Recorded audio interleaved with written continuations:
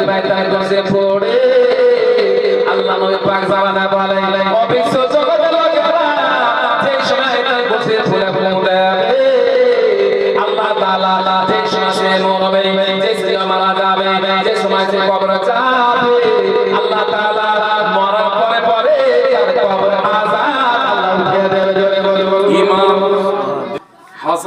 হোসেন বাজান নাম হযরত আলী রাদিয়াল্লাহু তাআলা আনহু ও বাপজিরা ইমাম হযরত আলী রাদিয়াল্লাহু তাআলা কবরে বসে কান্না করতেছেন যারা কান্না করতেছেন ব্রাদার হযরত আলী রাদিয়াল্লাহু তাআলা আনহু বলতেছেন মানরা বলছে ও আলী আপনি তো হলেন মা ফাতেমার সাথ মা ফাতেমার স্বামী হইলেন আপনি তো ইমাম হাসান হোসেনের বাবা বাজান হলেন আপনি তো নবীর সাহাবা হলেন আপনি ঘরে বসে কেন কান্না করবেন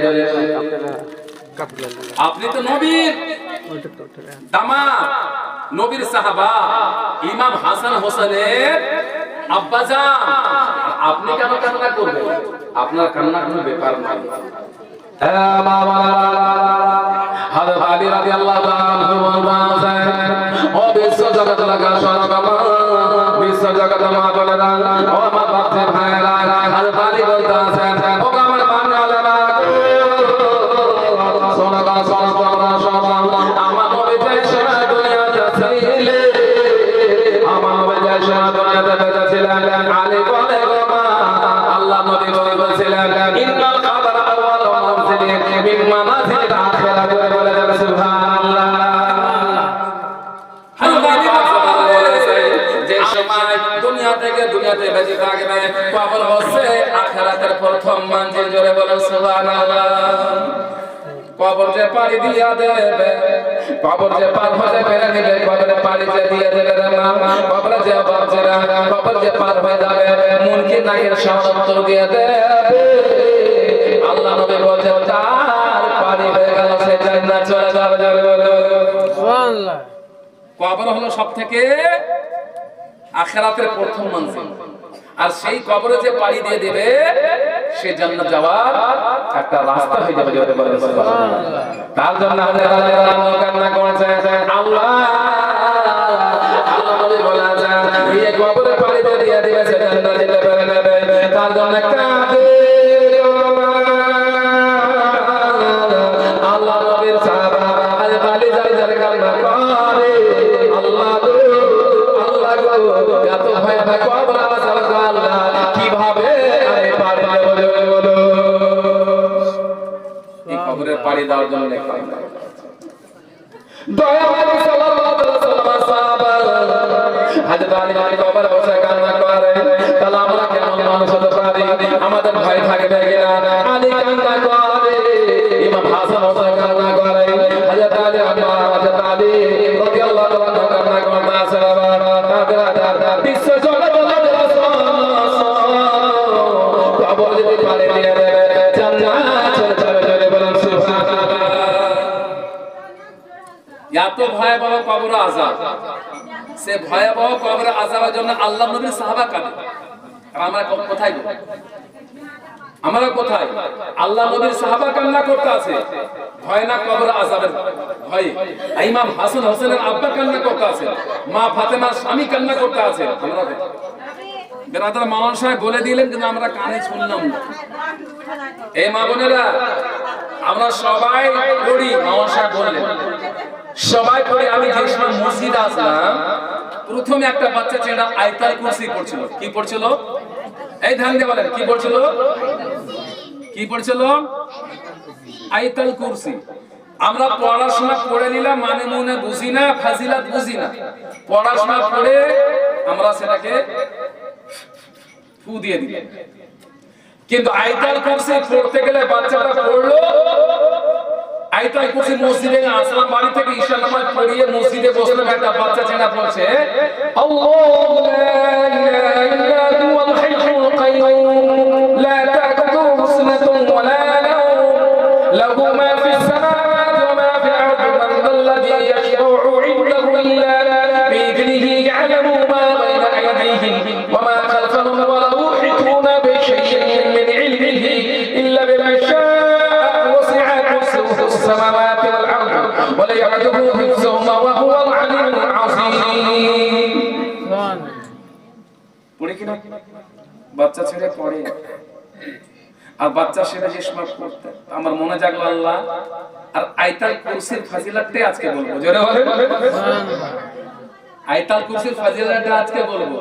আয়াতুল কুরসি আমরা পড়ি, আয়াতুল কুরসি পড়তে গেলে সব থেকে ভয়াবহ আযাব এবং মরণ এবং কঠিন ভয় থেকে বাঁচবেন। সেটা তিন প্রকারের লাভ আছে। কয়টি প্রকারের?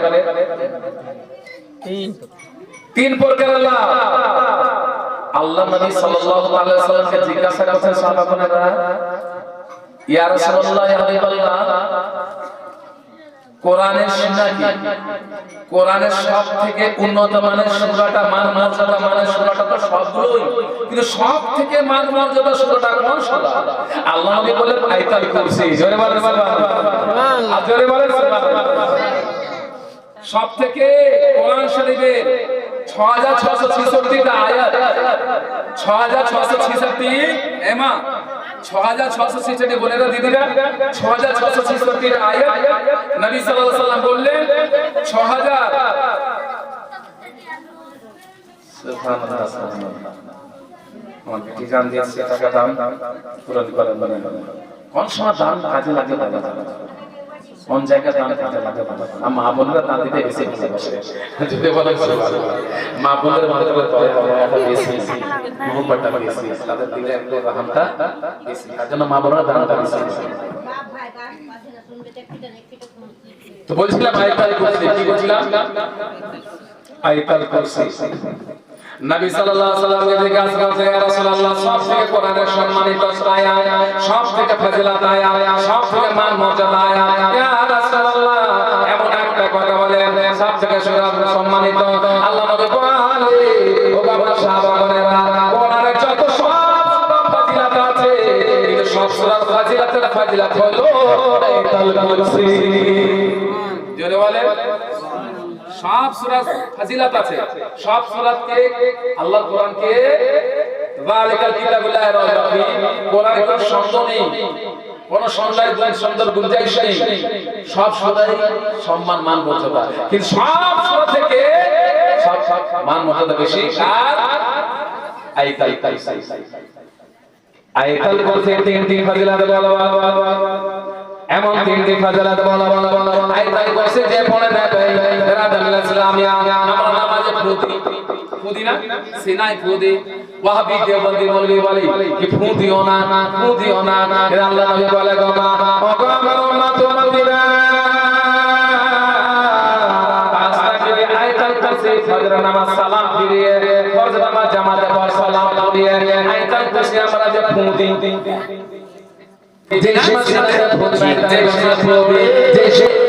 আল্লাহ নবী পাক জামানা বলে, অবিশ্ব জগতের লোকেরা যে সময় আয়াতুল কুরসি ফুলে ফুলে আল্লাহ তাআলা যে সময় মরবে, যে সময় মারা যাবে, যে সময় সে কবরে যাবে, আল্লাহ তাআলা মরার পরে পরে তার কবরে আযাব আল্লাহ উঠিয়ে দেবে। জোরে বলো, জোরে বলো সুবহানাল্লাহ। আয়াতুল কুরসি অভ্যাসের বাসিত করতে গেলে, অভ্যাসের বাসিত করতে গেলে ফজর নামাজ সালাম পড়ে, ফজর নামাজ পড়ে আয়াতুল কুরসি পড়তে দেবেন। এই আয়াতুল কুরসির মান মর্যাদা হলো, যেই সময় আপনি মারা যাবেন, মারা যাওয়ার পরে সঙ্গে সঙ্গে আল্লাহ তাআলা আপনার কবরের আযাবকে তুলে দেবে। জোরে বলে।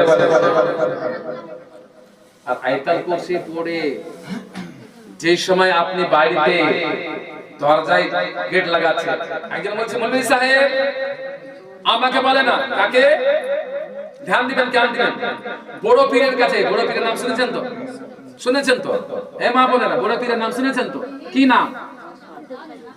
এই যে দেখেন, এক মা বোন দিদি বলছেন, আব্দুল কাদের জিলানী, দস্তগীর বড় পীর আব্দুল কাদের জিলানী। বড় পীরকে বলছে বাড়িতে মুসিবত, বাড়িতে জিন ভূত, এই জিন ভূতলি সব মা বোনকে বেশি তারে।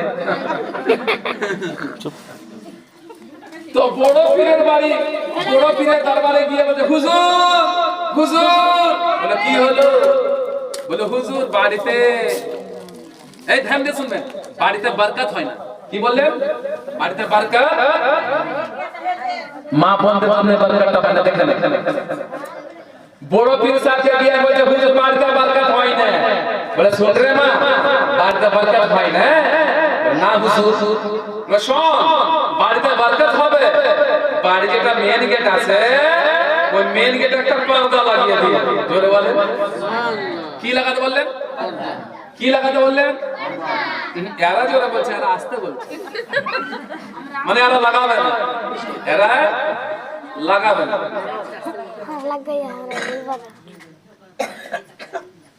একটু বলেন তো কি লাগাতে বললেন? পর্দা। এরা রেগে গেছে, জোরে বলছে। বলে হুজুর, মা বলে কাছে বলতে হয় বাড়িতে বরকত নাই, বাড়িতে জিন ভূত বেশি পালা পালা ঢুকে যায়, বাড়িতে জাদু টোনা হয়ে যায়, বাড়িতে বাপ মা হয় না, বরকত হয় না। ও বড় পীর, আমি কি করব? ওরে মা, আব্দুল কাদের বড় পীর সাহেব বললেন, যারে বাবা যারে বেটি, ওরে মা যা যা, কালকে তোমার বাড়িতে একটা মেয়ের গেটে পর্দা লাগিয়ে দিও। সুন্দর কথা, এটা কথা মনে রাখবেন, এটা কথা আর মনে রাখবেন। আর যে মনে রাখবে না 10 টাকা করে দাম দিয়ে দেবে, মনে রাখবে 50 টাকা করে। জি জি কি বললেন? সুন্দর কথা।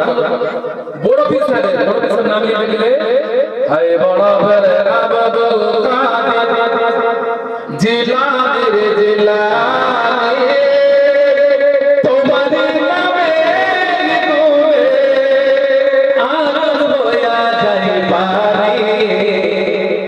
নাকি হ্যাঁ? হায় বড় বড় আব্দুল কাদের জিলানী রে জিলানী, তোমার নামে আগুন হইয়া যায় পারে। হায় বড় বীর আব্দুল কাদের।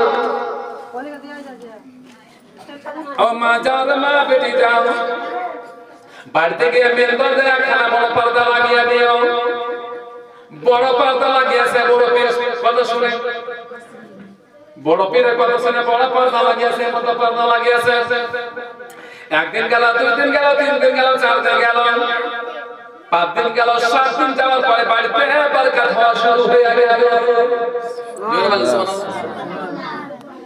বাড়িতে বেশি বেশি বরকত হতে লাগলো। এক এক দিন করে 7 দিন যাওয়ার পরে বরকত হয়ে আসে।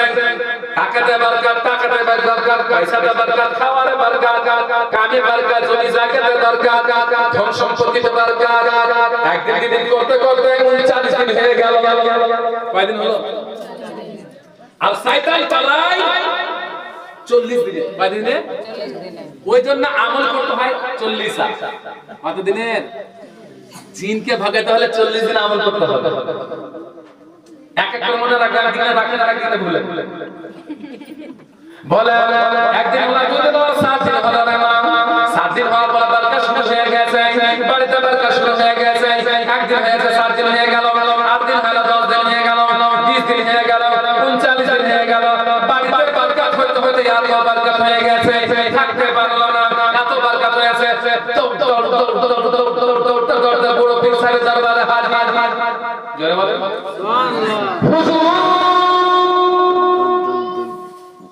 হুজুর, হুজুর। বড় পীর সাহেব গো, বড় পীর সাহেব, বড় পীর সাহেব হলো কি হলো রে বেটি? এত চেঁচাচ্ছিস কেন? এত চেঁচাচ্ছিস কেন? এত চিল্লাচ্ছিস কেন? এত চেঁচাচ্ছিস কেন? বলে হুজুর, বাড়িতে বরকত শুরু হয়ে গেছে। বাড়িতে বরকত ভালো লাগছে তো? ভালো লাগছে তো? বাড়িতে বরকত শুরু হয়ে গেছে, বাড়িতে বরকত শুরু হয়ে গেছে। বলে রে মা, শোন রে বেটি শোন, তুমি যাহার জন্য বরকত শুরু হয়েছে তুমি সেটা বুঝতে পারোনি। আমি এখান থেকে বুঝে গেছি বড় পীর। বেটি রে শোন, বেটি শোন, তুমি সত্য বলিও, মিথ্যা বলবে না। সত্য বললেও মিথ্যা বলবে না। মা মিথ্যা কথা বলে, মা বোনেরা বেশিরভাগ চুগলখড়ি করে, মা বোনেরা বেশিরভাগ এক উপরে গীবত করে। বেটিরে শোন বেটি শোন, মিথ্যা বলিও না, সত্য বলিও, সত্য বলিও, বলে বড় ফিরে পায়। মা শোন বেটি শোন বেটি শোন, তোমার বাড়িতে একটা মেয়ে সকাল ক্লাস আসে না, অনেকের বাড়িতে ঢুকতে মারতেছে আগে ফটিকের মা কি রেখেছে গে, বলে না হ্যাঁ বলবে, বলে না আব্দুর রহিমের মা গে কি গে রেখেছে, নিজের বাড়ি কাজ করবে না, বুঝলেন, নিজের বাড়ি কাজ করবে না। ধ্যান দিয়ে শুনবেন, কিন্তু ধ্যান দিয়ে শুনবেন, জলসাটা খুব শুনছেন, আলকাস কাদিয়ার মা বলুন মলবি ঢেলে ঢেলে শুনছেন। সকালে উঠে এসে ডাক ডাক কি মারে, মানে ভুল কি মারে, কি মারে আব্দুর রহিমের মা কি রান্নলি বে, ওই সফিকের মা কি রান্নলি, ভুল কি মারা, ভুল কি মারা, ধ্যান দিয়ে শুনবেন। আব্দুল কাদের বড় পীর বলেন, বড় বেটি শোন মা শোন, মিথ্যা বলে না বেটি, মিথ্যা বলে না, ও মা মিথ্যা বলে না বেটি, যে বেটি আমার তোমার বাড়িতে একটা মা আসতো কিনা, একটা গ্রামের মেয়ে আসতো কিনা, বলে আসতো, কি করতো, বলে আসতো। বড় পীর সাহেব বলছে বেটি ওরে বলে শোনো না, শোনো না, তুমি বুঝতে পারো না, বুঝতে পারো না, বুঝতে পারো না, চিনতে পারো না, সে মা বলা মা, সে আল্লাহর বান্দি তোমার বাড়িতে খুব খারাপ নজর ফেলা যায়, খারাপ নজর যদি ফেলে দেয় তো আপনার বাড়ি থেকে বরকত পালিয়ে যাবে। বড় পীর সাহেব ওই বেরিকে বলতে আছে, ছোটরে মা তোমার ওই কাপড় খানা তুলে, তোমার ওই কাপড় খানা তুলে ভুল কি মেরা যাকে দেখা বলা না, তুমি কি রাঁধছো, ওই সফিকের মা তুমি কি রাঁধছো, এই ভাবে বাবা দেখা বাহানা, কিন্তু তোমার বাড়িতে যাবো তো না আর পারার বাহানা। এই মতো কোন মা বোনকে আসতে দেবে না, আসতে দেবে না, আমি বুদ্ধি শিখে দিচ্ছি এটা কারণে সেটা ছিল নজর কারণে সেটা ছিল জাদু না করার বলে, ও মা সোনা বেটি সোনা তোর বাড়িতে জাদু না করে, আর আমার বাড়ির বরকত সে মেয়েটাকে যেদিন থেকে পর্দা দিয়েছেন সেদিন থেকে হয়ে গেছে, সেদিন থেকে বরকত শুরু হয়ে গেছে। আরে মায়া কাঁদা যাচ্ছে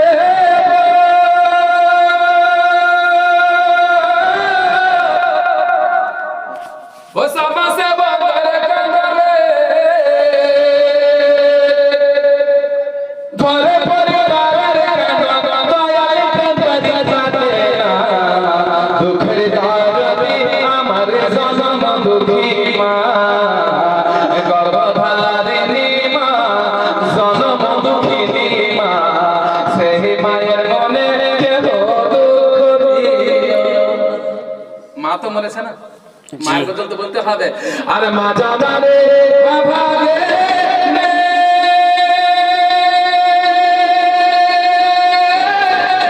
সন্তানের নয়ন মুনিরে,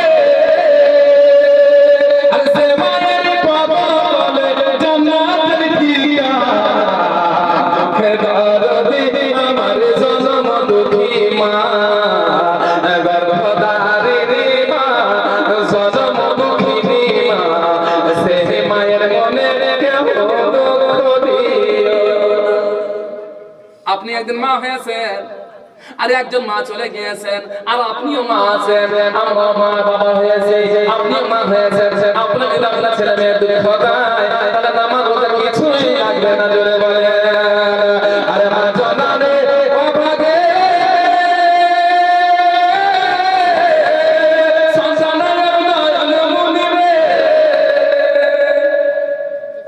বাচ্চা হয়েছে, বাচ্চা হওয়ার পরে বাচ্চা কান্না করছে, এদিকে ওর বড় দিদি এসে বলছে ও বা কি হলো, আয় ঘরে আয়, বড় ভাই নিয়ে ছোট বোনকে ছোট ভাইকে নিয়ে বলছে চুপ চুপ কান্না এদিকে কাকিমা এসে বাবা এদিকে বড় বাবা এসে নিয়েছে ভাতিজা কি হলো কান্না এদিকে ফুফি এসে বলছে ভাতিজা কি হলো কান্না বন্ধ হয় না এদিকে দাদা দাদি নিচ্ছে কান্না বন্ধ হয় না আর মা কোথা থেকে চান করে এসে একটা ছাতিতে মুড়া লাগিয়েছে কান্না বন্ধ হয়ে গেল জোরে বলে আরে মায়ের কাঁদা যাবে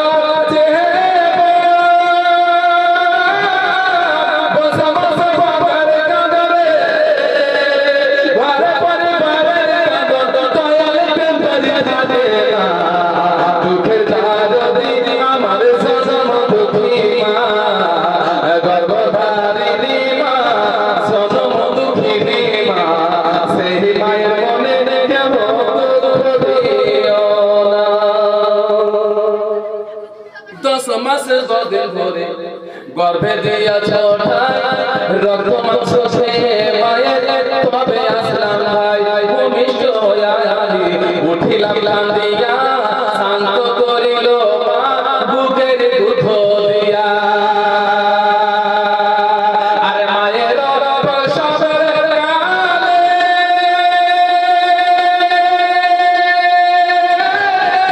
বুক ভাসাল নয়ন জলে রে আরে মায়ের প্রসবের কালে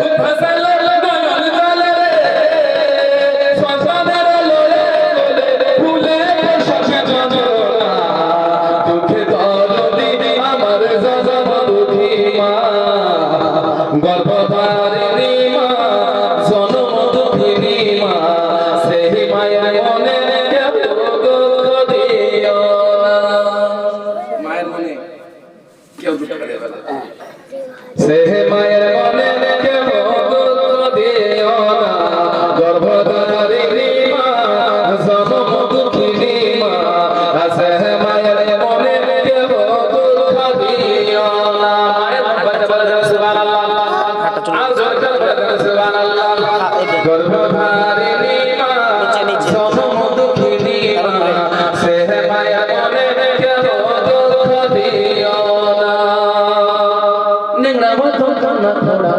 হইলে পরে ছেলে ধুলা ছাড়িয়া মা তব আপন পালে পুত্র যদি পুত্র হয় মায়ে নাহি গালে হাজার সুফিয়া মা তব আপন পালে ছেলে নেংড়া খোড়া হচ্ছে ছেলে ফেলতে পারছে ফেলতে পারে না দূরে লোক বলছে ওই আব্দুল্লাহর মা তোমার ছেলে চারা খাচ্ছে কিন্তু মা ফেলতে পারছে মা ফেলতে হাজার দুঃখ সহ্য করাই হাজার ব্যথা সহ্য করাই যত কথা সহ্য করাই মা সেই মা ছেলেকে ফেলতে পারে না সেই মা ছেলেকে ফেলতে পারে না নিরামা তো কানা ফোড়া হইলে পারে ছেলে হাজার সহিয়া মা তব আমার পালে পুত্র যদি পুত্র হয় মায়ের নেহি গালে হাজার সহিয়া মা তব আপন পালে আর ইসলামকে দেবালে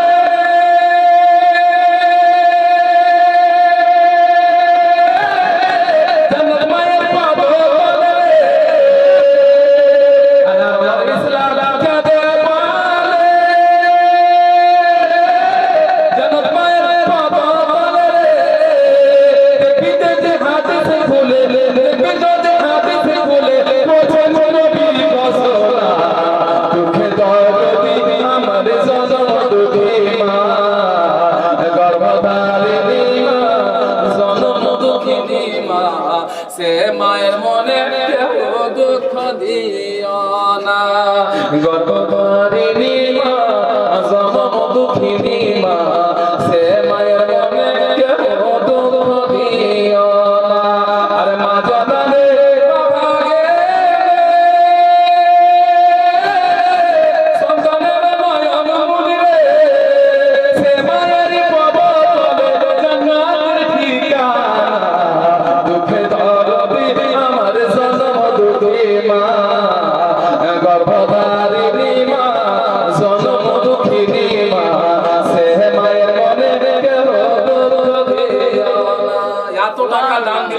আর মায়ের কথা শুনে কেউ দান দিলেন না।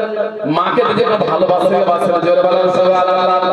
আর মায়ের ওসিলাতে আল্লাহ বলে যেতে প্যারা আল্লাহ বলি আমি আল্লাহ বলি যার নাম হলো বাইজিদ বুস্তামি রাহমাতুল্লাহ। কি নাম? বাইজিদ বুস্তামি রাহমাতুল্লাহ। বাইজিদ বুস্তামি রাহমাতুল্লাহ। আল্লাহ তাআলা নেক ওলি মায়ের দোয়া। কার দোয়া? মায়ের দোয়াতে নেক ওলি হয়েছে। মা বুড়ি মা, মা বুড়ি মা, মা বলছে বাইজিদ শোনো বাবা, আমাকে তৃষ্ণা লেগেছে, আমাকে পিপাসা লেগেছে। কি লেগেছে? জোরে বলে কি লেগেছে? পিপাসা লেগেছে। তেষ্টা। মা জল চাইছে, মা জল চাইছে। আপনি মায়ের কাছে হাজার জল চাইবেন, হাজার বার দিয়ে দিবেন, বাচ্চারা নিজের মায়ের কথা শুনবে না, দিবে দিবে। এই যে কইছি বুড়ি, হ্যাঁ বুড়ি কি বলছো? যে মা বাসা সাথে গর্ভে তাদের কত কষ্ট পেলে, সেই কষ্ট এত কষ্ট পেয়ে মা বোনেরা, যে মা এত কষ্ট করে গর্ভ নয় এদিকে ওদিকে হিলাডিলা করেছেন, এদিকে ওদিকে খেলাধুলা করেছেন, এত কষ্ট পেয়েছেন, যে সময় বাচ্চা প্রসব করে না সেই মা বাচ্চাকে শুকনো জায়গাতে শুলায় আর মা প্রসব জায়গাতে ঘুমায়। বাচ্চা প্রসব করছেন তো ছেলেকে কি করছেন? শুকনো জায়গাতে ঘুমাচ্ছেন। আর আপনি কি করছেন? সেই প্রসবের জায়গাতে ঘুমিয়ে যাচ্ছেন। আল্লাহ রাসূল সাল্লাল্লাহু আলাইহি ওয়াসাল্লাম ও মা সেই মা তার প্রসবের জায়গাতে ঘুমিয়ে যাচ্ছে আর বাচ্চাকে সেই মা প্রসবের জায়গাতে ঘুমিয়ে যাচ্ছে।